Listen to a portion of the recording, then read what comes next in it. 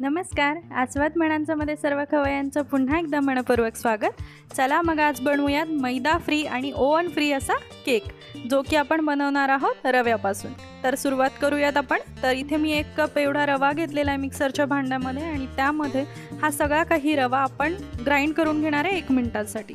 त्यानंतर एका बाउलमध्ये मी अर्धा कप एवढी साखर घेतलेली आहे। त्यानंतर मी 1/4 कप एवढा तेल घेतलेला आहे आणि अर्धा कप एवढं दही घेतलेले। आता हे सगळं काही आपल्याला बाइंडिंग करून घ्यायचं, म्हणजे एकजीव करून घ्यायचं, जेणेकरून काय होईल की आपलं जे काही साखर आपण अख्खी वापरलेली आहे तर ती साखर आपण याच्यामध्ये विरघळून घेणार आहे। तर आता हे सगळं काही साहित्य एकत्र करायचं आणि त्यामध्ये आपण रवा सुद्धा घालणार आहे, जो की आपण मिक्सरमध्ये बारीक करून घेतला होता। तर तुम्ही बघितलं असेल की रवा एकदम बारीक झालेला आहे। जेवढा बारीक करता येईल तेवढा बारीक करून घेऊ शकता तुम्ही, जेणेकरून तो एकजीव व्हायला मदत मिळेल। त्यानंतर आपण इथे दुधाचा वापर करणार आहे, म्हणजेच की आपण जेव्हा बॅटर घट्ट होते असं वाटतंय आपल्याला तर त्यावेळेस आपण पाणी न वापरता दूध वापरायचं।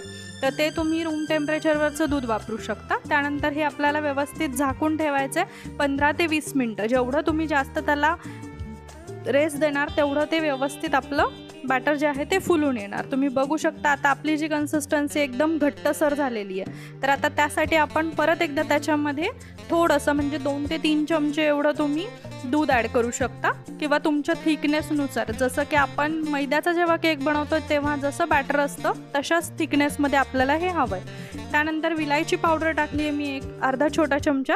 त्यानंतर मी इथे बेकिंग पावडर टाकलेली 1 चमचा, बेकिंग सोडा अर्धा चमचा आणि त्यानंतर टूटी फ्रूटी ऑप्शनल आहे, जर तुमच्याकडे अवेलेबल असेल तर तुम्ही टाकू शकता। त्यानंतर काही नट्स टाकलेले आहेत। आता लहान मुलांना हे सगळ्या गोष्टी आवडतात आणि मोठ्यांना सुद्धा। तर मग आपण हे सगळं काही व्यवस्थित एकजीव करून घेतोय। तोपर्यंत चॅनलवर जर नवीन असाल तर लाईक, शेअर आणि सबस्क्राईब करायला विसरू नका। आणि त्याचबरोबर आपला जो दुसरा चॅनल आहे आस्वाद म्हणांचा आर्ट अँड क्राफ्ट, त्याला सुद्धा भेट द्यायला नक्की विसरू नका।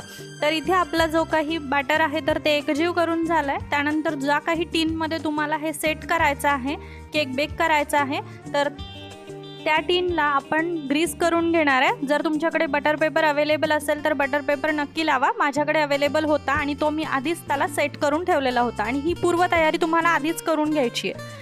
त्यानंतर आपण वरून सजावटीसाठी काही नट्स आणि जे काही आपले टूटी फ्रूटी ड्रायफ्रूट्स आहेत तर ते सुद्धा आपण याच्यामध्ये टाकून घेणार आहे। आता त्यानंतर प्रीहीट केलेली 15 ते 20 मिनिटं प्रीहीट केलेली कढई इथे मी ठेवली होती प्रीहीट करण्यासाठी। 15 ते 20 मिनिटं मी बारीक गॅसवरती तिला ठेवलेली होती। जोपर्यंत आपलं बॅटर सेट होतोय तोपर्यंत आपण त्याला प्रीहीट करून घेऊ शकता।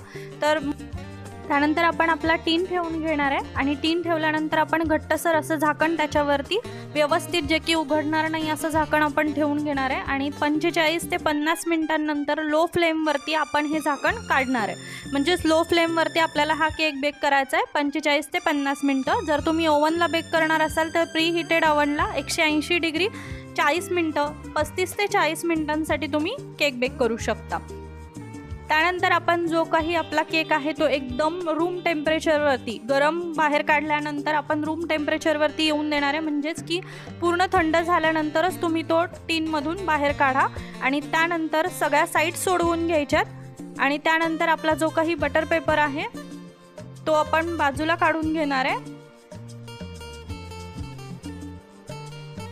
आणि तुम्ही बघू शकता की आपला जो केक आहे एकदम व्यवस्थित बेक झालेला आहे। त्याला दोन्ही साईडनी व्यवस्थित कलरही आलेला आहे आणि जो काही रवा आहे तर तो एकदम व्यवस्थित बेक झालेला आहे, ज्यामुळे आपला जो केक आहे तो दिसायला तर सुंदर दिसतोच आहे, पण टेस्टला सुद्धा अप्रतिम झालेला होता। तर त्यामुळे नक्की बनवा आणि कळवायला विसरू नका। पुन्हा एकदा भेटूयात अशाच नवीन व्हिडिओसोबत। तोपर्यंत धन्यवाद।